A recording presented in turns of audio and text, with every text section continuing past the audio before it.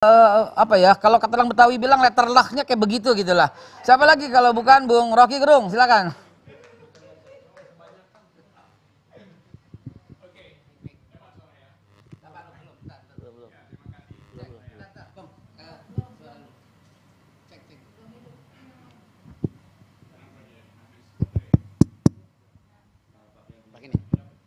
Bukan, karena berbahaya yang bicara. Jadi harus ada masalah dulu sebentar.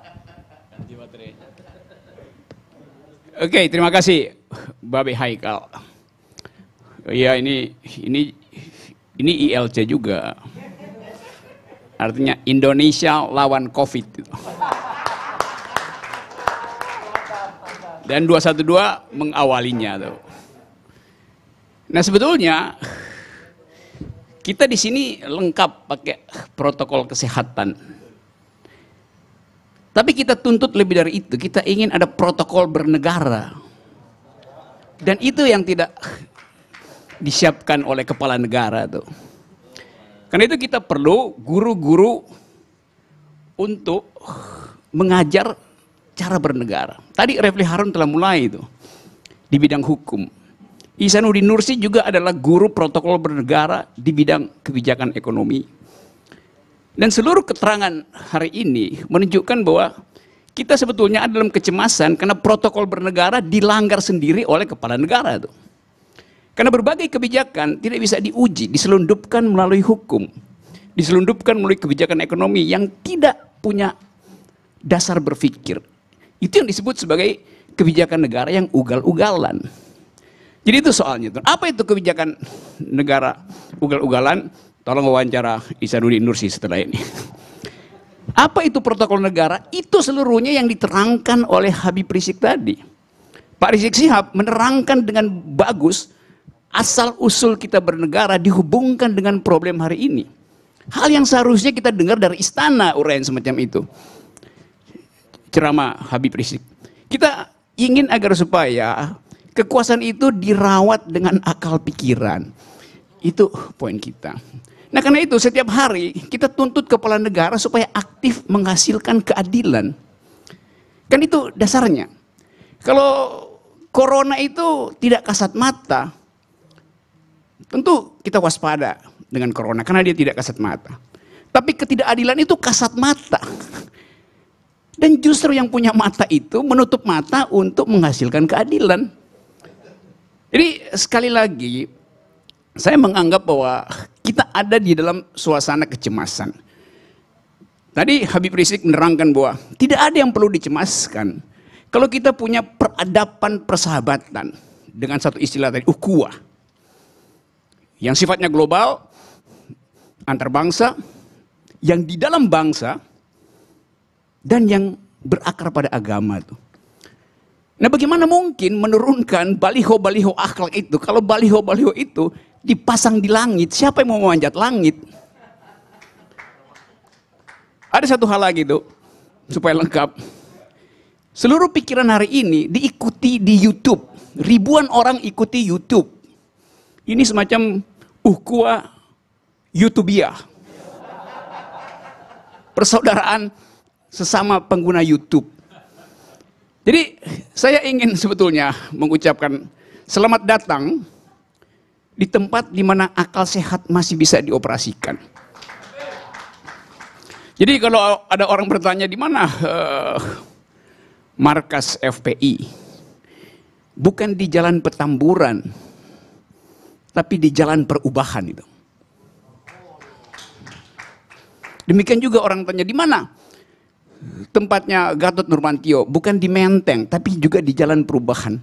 Jadi kita sebetulnya hari ini sedang merintis jalan baru, namanya Jalan Perubahan. Dan saya ingin agar supaya kita tempuh jalan ini dengan cara damai dan bermartabat. Terima kasih. Saya ada satu gelitik gitu loh. Di antara semua yang hadir dan semua peserta Zoom, cuma satu yang disebut namanya oleh Bung Rocky, yaitu Pak Gatot Nurmantio. Apa artinya setelah ini harus Pak Gatot Nurmantio dulu? Ya, sebaiknya supaya tersambung. Nyambung ya. Dan saya yakin Pak Gatot Nurmantio sedang mendengarkan apa yang disampaikan Bung Rocky. Ya. Kalau masih terkoneksi dengan Zoom, Ya, masih. kita persilahkan. Masih. Baik, kita persilahkan Bapak Gatot Nurmantio, silakan. Terima kasih. Assalamualaikum warahmatullahi wabarakatuh.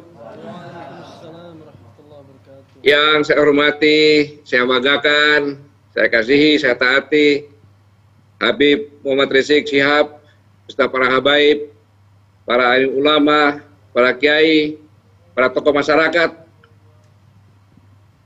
Saya hanya mengatakan alhamdulillahirabbil alamin bahwa saya bisa bergabung di acara yang sangat strategis ini, dan sekaligus saya juga menyampaikan terima kasih karena Habib Rizik berkenan telah mengirim kata suara sambutan dalam peluncuran buku pemikiran Sang Revolusioner yang ditulis oleh Saudara Dr. Syahganda Nainggolan beberapa hari yang lalu.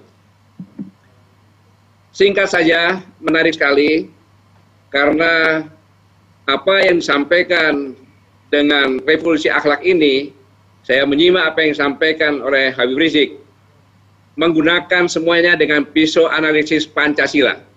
Saya ulangi, menggunakan pisau analisis Pancasila. Suatu yang sangat luar biasa, yang selama ini didengung-dengungan bahwa syariah Islam segala macam, ternyata revolusi akhlak itu pisau analisisnya ada Pancasila. Tidak bisa dipungkiri lagi bahwa Habib Rizik seorang nasionalis yang mengawal tujuan murni Pancasila seperti yang dilakukan oleh kami, yaitu dengan gerakan moral yang mengawal cita-cita luhur bangsa Indonesia. Itu yang pertama. Tapi saya hanya ingin mengingatkan bahwa pertama kali bangsa ini merdeka yang didengungkan adalah kemerdekaan. Kami bangsa Indonesia menyatakan kemerdekaan. Kemerdekaan artinya adalah, kalau bahasa Sanskertanya, kamardika, yaitu warga negara kelas atas.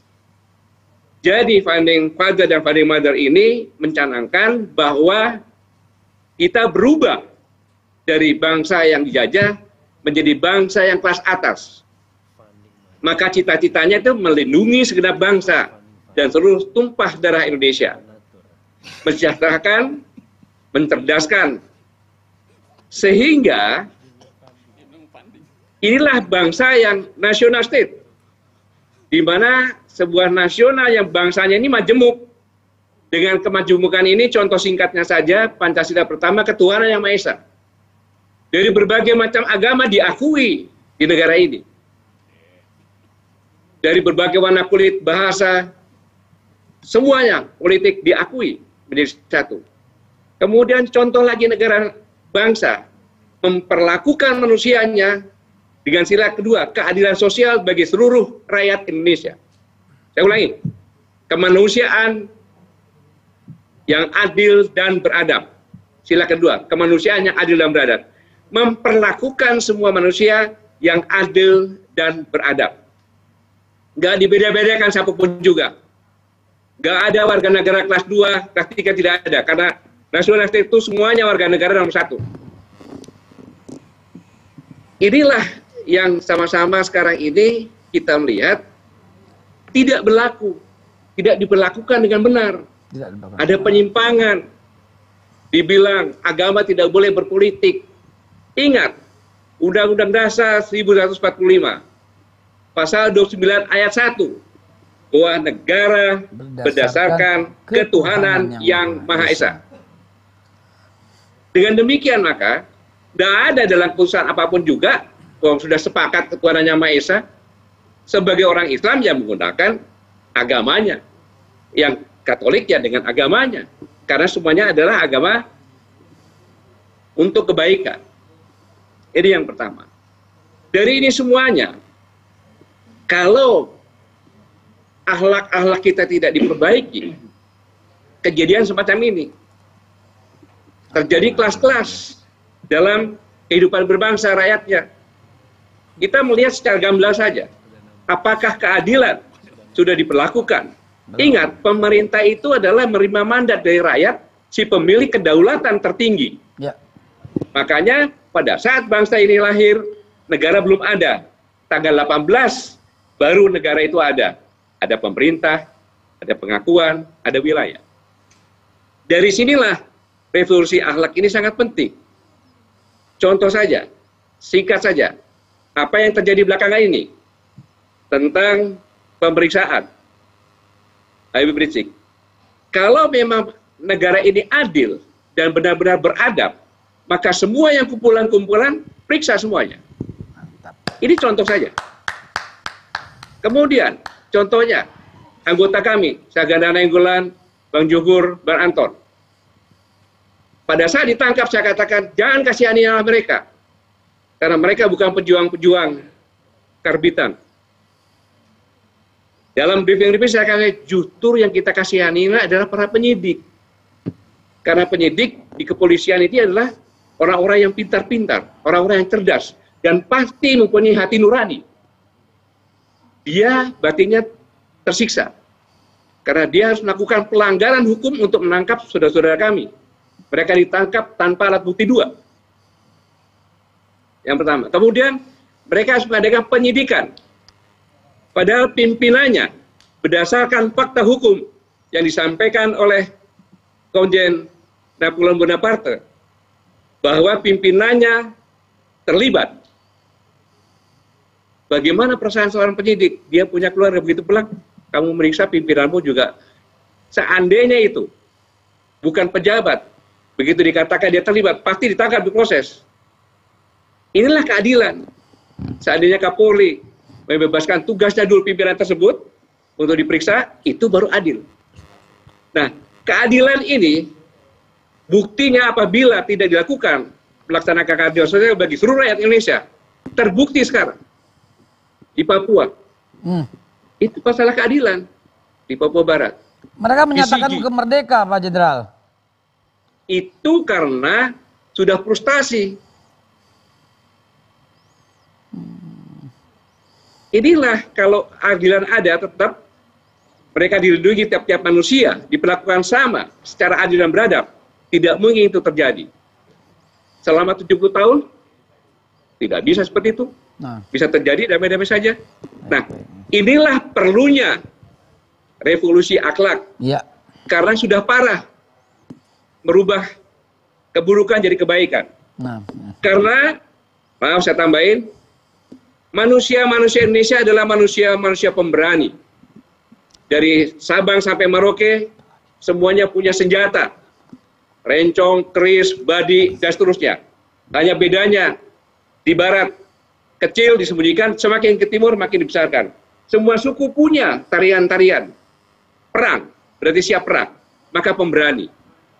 Nah itulah, para ulama itu adalah kumpulan-kumpulan orang yang penakut.